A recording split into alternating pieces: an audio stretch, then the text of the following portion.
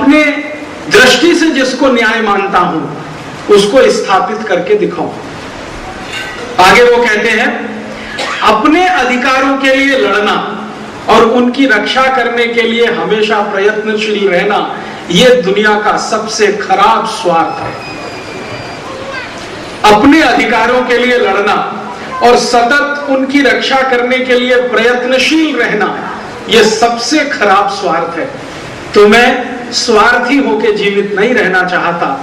मैं चाहता हूं कि मुझे लोग न्याय के पक्ष में खड़ा हुआ देखें, न्याय के लिए संघर्ष करता हुआ देखें और न्याय के लिए लड़ता हुआ देखें। तो उनके एक महामात्य उनको पूछ रहे हैं, महामात्य माने जिसको आजकल आप प्रधानमंत्री कह सकते हैं, उनको पूछ रहे हैं कि आप वन गमन करेंगे तो ये कैसे होने वाला है कि आप न्याय के लिए लड़ेंगे, और यहां राजगद्दी पर बैठेंगे तो ये क्यों नहीं होने वाला है कि आप न्याय करेंगे।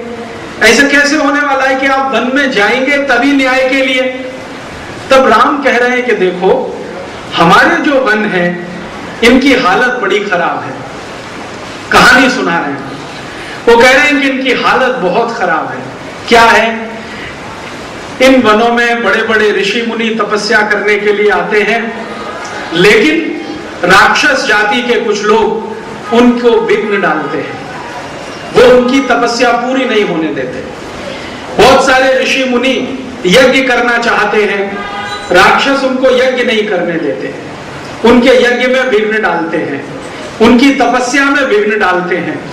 तो मैं जब वन गमन करूंगा तो निश्चित रूप से मेरा आमना सामना इन राक्षसों से होगा, और अगर मेरे हाथों कुछ राक्षसों का अंत होगा तो ऋषि मुनियों के अधिकारों की रक्षा होगी, जो अधिकार उनका यज्ञ करने का और तपस्या करने का है, और तब मैं उन अधिकारों के लिए संघर्ष करता हुआ एक व्यक्ति बनूंगा तो आदर्श की स्थापना कर सकूंगा।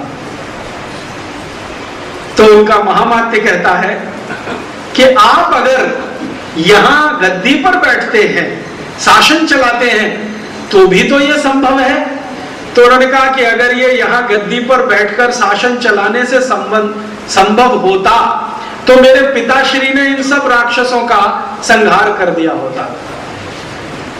मेरे पिताश्री इतने वर्षों से राजा हैं, और छोटे मोटे राजा नहीं, चक्रवर्ती राजा हैं।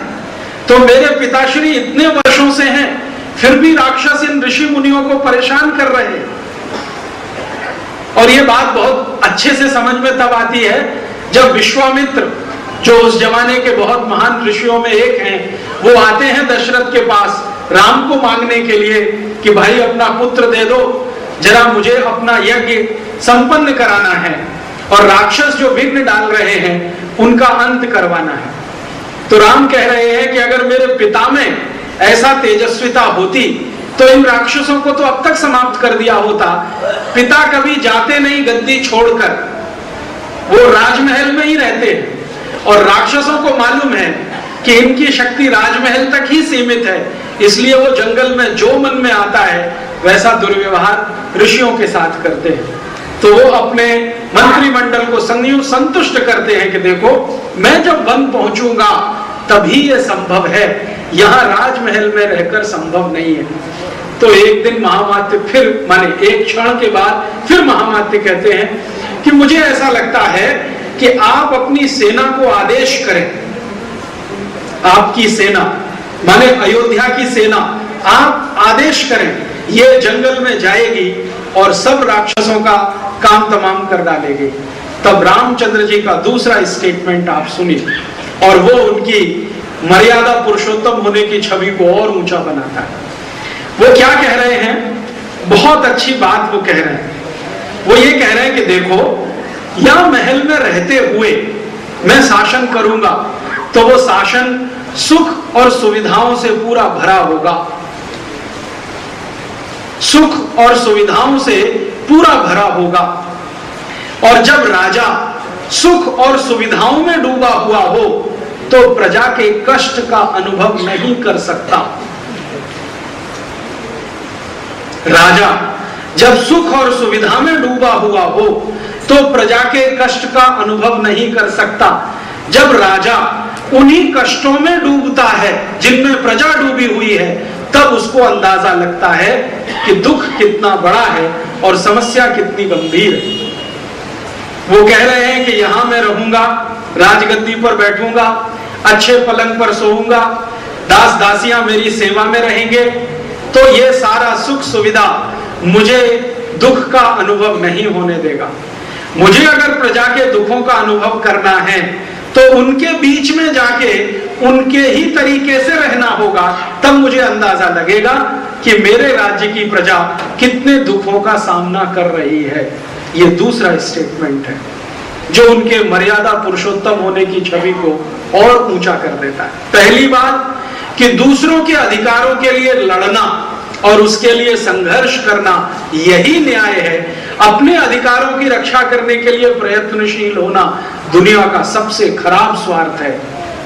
और उसके बाद कि जब मैं वन में जाऊंगा तो प्रजा के कष्ट मेरे कष्ट होंगे, मुझे उसका अनुभव गहराई से होगा, तो समाधान करने के लिए भी मैं ज्यादा ताकत से प्रस्तुत हो पाऊंगा। इसके बाद किसी महामात्य की हिम्मत नहीं वो उनसे संवाद कर सके। तो वो कहते हैं कि अच्छा ठीक है, आपने तय कर लिया है, आप जा रहे हैं, कि आप अकेले जाएंगे या आपके साथ कोई और भी जाएगा। तो उनके जो छोटे भ्राता हैं लक्ष्मण, उनकी मां सुमित्रा ने लक्ष्मण को कहा है कि तुम्हें अपने भाई की परछाई के साथ चलना है, वो जहां जाएगा तुम्हें वहीं जाना है, ये मेरा आदेश है या मेरा आग्रह भी है। और लक्ष्मण के बारे में हम सब जानते हैं, मातृभक्ति उनमें बहुत अधिक है, पितृभक्ति बिल्कुल नहीं है। रामचरितमानस